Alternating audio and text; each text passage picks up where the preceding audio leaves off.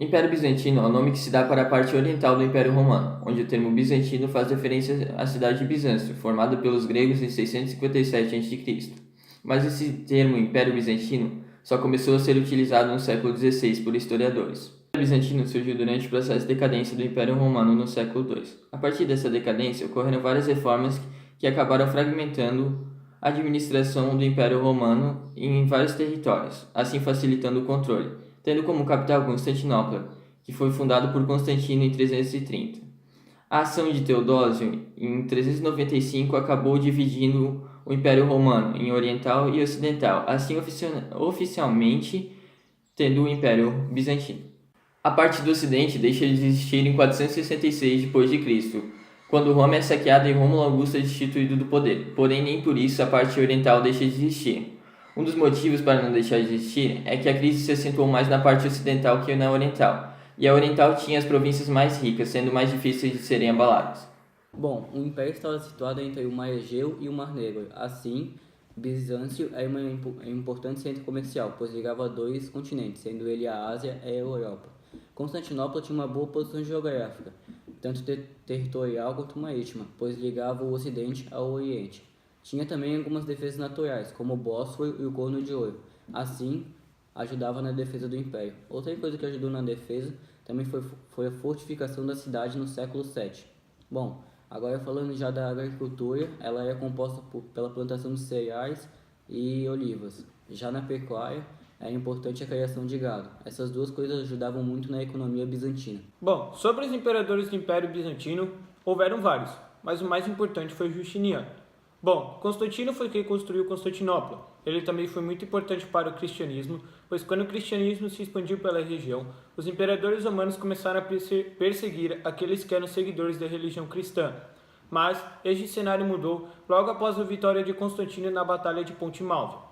Teodoro foi outro imperador do Império Bizantino. Ele veio logo após Constantino. Ele também foi muito importante para o cristianismo, pois foi ele quem oficializou o catolicismo como religião oficial do Império, e também dividiu o Império tanto em Oriente quanto Ocidente.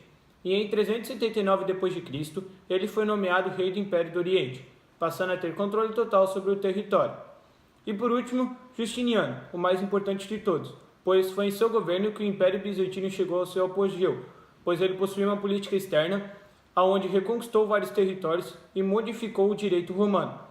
Para conseguir tudo isso, ele possuía um método de fiscalização burocrática que contava com a ajuda dos militares. O cristianismo influenciou profundamente a filosofia bizantina, que utilizava alguns elementos da filosofia da antiga Grécia, como por exemplo Platão, Aristóteles e os neoplatônicos.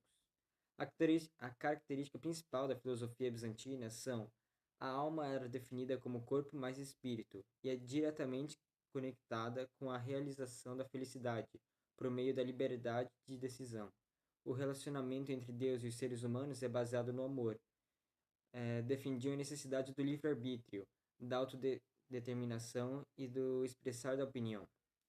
Os bizantinos tinham a missão de seguir a ordem divina, ou de pelo menos se aproximar o mais possível dela. A convicção de que o cristianismo é verdade plena e íntegra, e não é apenas sementes da verdade, guiavam as ações e instituições bizantinas. Os grandes teólogos do Império Bizantino faziam uso constante da filosofia antiga. São Máximo, por exemplo, explicou que a vontade não é a propriedade das pessoas, mas é da natureza, que ele chamava de filis, ou a essência, que chamava de ousia, sobre a qual a pessoa se fundava. A ideia de que as duas naturezas se implicavam em duas vontades é um princípio evidentemente aristotélico. A sociedade bizantina era hierarquizada. No topo se encontrava o imperador, logo abaixo a nobreza, que era composta pelos assessores do imperador, e então o alto clero. Já a elite era formada por ricos fazendeiros e comerciantes e donos de oficinas de artesanato. E por último, vinham os trabalhadores e camponeses que trabalhavam muito e ganhavam pouco. A cultura bizantina teve influência de vários povos, como os gregos, romanos e orientais, tendo características cristãs. Seus chefes religiosos foram o bispo de Constantinopla e os papas sucessores de São Pedro. O povo bizantino foi um dos povos que tiveram mais interesse na religião e nas discussões religiosas.